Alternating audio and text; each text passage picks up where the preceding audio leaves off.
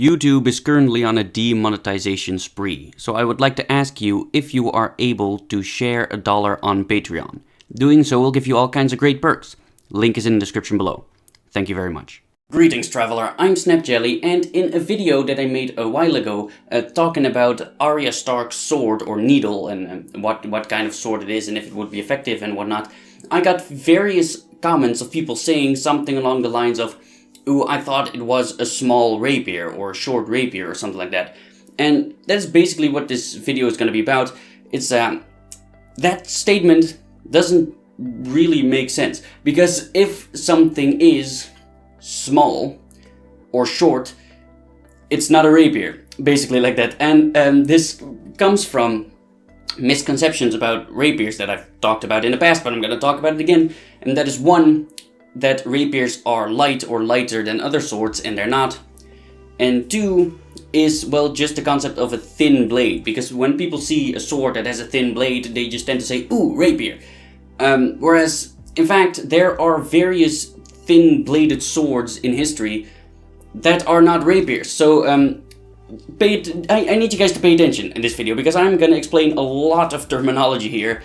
And just so drop everything you're doing, get your hand out of your pants, because let's start. First, what is a rapier? Well, this is a rapier. Now, before I say anything else, there is a bit of a terminology issue that I want to address, and that is just in history, swords were very often referred to as different things as what we would refer them to today. That sentence didn't make sense, but whatever. You see, now, these days, we deal with all kinds of swords from all kinds of time periods, right? So we need specific names to talk about the specific types of sword that we're talking about, you know, in order to be able to talk about them. And historically, that wasn't really the case. So when you read historical texts, you very often see that swords that you would today refer to as something else are referred to as perhaps rapiers. But when you're talking about the modern terminology, this is a rapier. Rapiers are 1, long, right? 2, incredibly protective around the hand. And 3, not light. Rapiers are the same weight as an arming sword, or basically any single-handed sword. And this is because people see the thin blade and they say, ooh, that must be light. Well, the thing is, if you think about it, when you see the thickness, yeah, the rapier is obviously a lot thinner, but it's also a lot longer. See that? So the mass that this blade has on the side, this blade has on the top.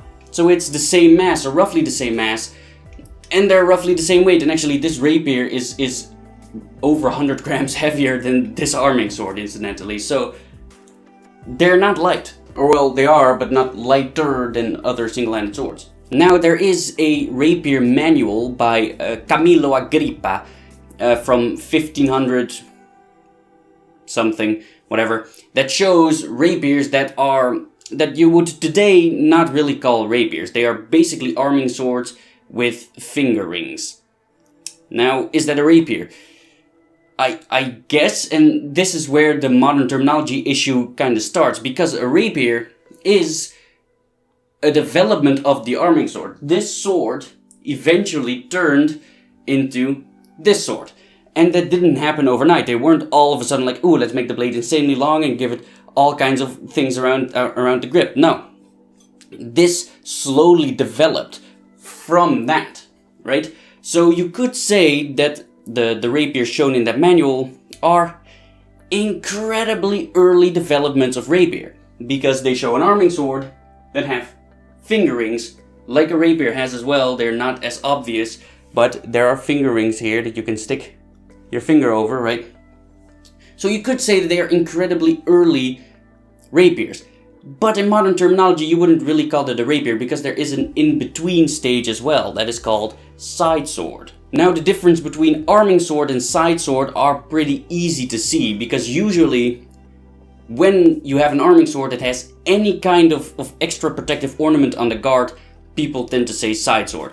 Regardless of if it's one ring or a lot of rings, people just call it a side sword, right? Now, with a finger ring, that's a little different, because you can also just call it an arming sword with a finger ring, but I guess you could call it a side sword.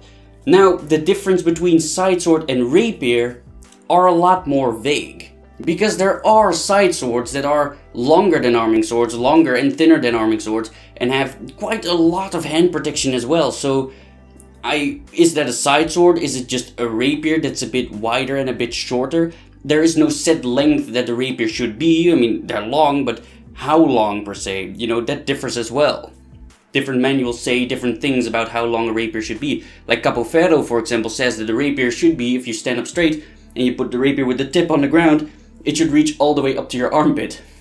That's for a single-handed sword, that's an insane length, right? That's way too long in my opinion, but that's what Capo Ferro says. So, you know, that becomes a little difficult. When is something a side sword, when is it a rapier? Well, it depends on the opinion of the wielder, essentially. However, with Arya Stark's sword, this is not really the case.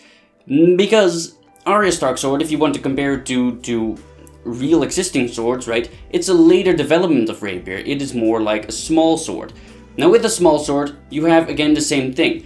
The rapier didn't all of a sudden, poof, became short and have no hand protection. No, it eventually got there over development, and the in-between stage between rapier and small sword is what people call a transitional rapier, which is a terrible name, but it's the only thing that I've ever heard people call it, so I'm gonna call it that. Now, a transitional rapier can be pretty much anything. I mean, it can refer to a rapier that has a cut and just a thrusting blade rather than a cut and thrust blade. It can refer to a rapier that has pretty much no hand protection, very similar to a small sword. It can refer to a rapier that is just, you know, a bit shorter. It can refer to a lot of things. So, again, the difference between rapier and transitional rapier is really vague. Because a transitional rapier, you might as well still call that a rapier. Just, when is something a transitional rapier? Yeah, well, who knows? They're still pretty much like rapiers. But the difference between transitional rapier and small sword is very clear. Because small swords are very specific. They are short, they are light, they are flexible, they have fairly little hand protection. So it's quite obvious that Arya Stark's sword is not a rapier or a transitional rapier. It's more like a small sword. And then I have something else to say. Because it's not really a small sword either. Because there are some issues about that people had before. Because I called it a Spadroon. Now what is a Spadroon? Well, Spadroon is this. Whoopsie daisy. It is pretty much like a small sword, except for the fact that it has a cut and thrust blade. That's it. Now, the thing is though, when you look at a close-up of Arya Stark's sword, you can see that it has a triangular cross-section blade, which means that it cannot cut. However, we know that it can, or at least according to the story it can. We see her cut on 2 different occasions. We see her cut a candle, we also see her cut off the head of a pigeon. So according to the story, her sword is supposed to be able to cut, but the blade is literally not able to cut. So there's a little bit of a difference there. But in any case, I would say if it can cut, it's a Spadroon. If it can't cut, it's a small sword.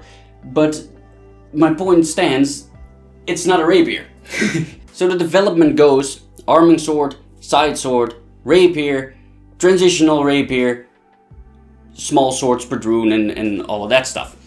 And Arya Stark's sword, compared to you know, real historical swords, would be along the lines of a small sword or Spadroon, not a rapier anymore. So in modern terminology, there are some things that a sword needs in order for it to be a rapier. And one is weight, length, and protective capability. And Arya Stark's sword has none of those, right? So it's quite fair to say that it's not a rapier, just like that. And just because a sword has a thin blade doesn't make it a rapier. Like, there are more different kinds of thin bladed swords in history. So that's pretty much all I wanted to say. If you stuck around this long, you might as well subscribe and also follow me on social media. Links are in the description below. And thank you for joining my quest, and I hope you'll join me in the next one. Bye guys.